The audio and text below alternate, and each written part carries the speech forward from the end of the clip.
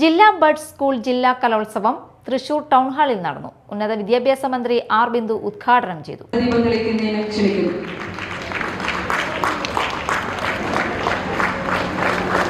നമ്മുടെ എല്ലാ പൊതു ഇടങ്ങളും ഭിന്നശേഷി സൗഹാർദ്ദപരമാക്കി മാറ്റിയെടുക്കേണ്ടതുണ്ട്.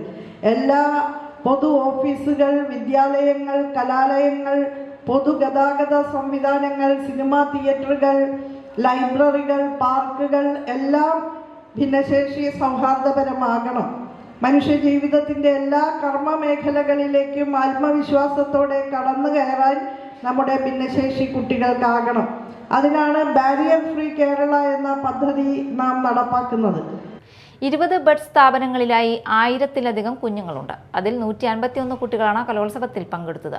പി ബാലചന്ദ്രൻ MLA അധ്യക്ഷത വഹിച്ചു. മേയർ MK വർഗീസ് മുഖ്യാതിഥിയായി.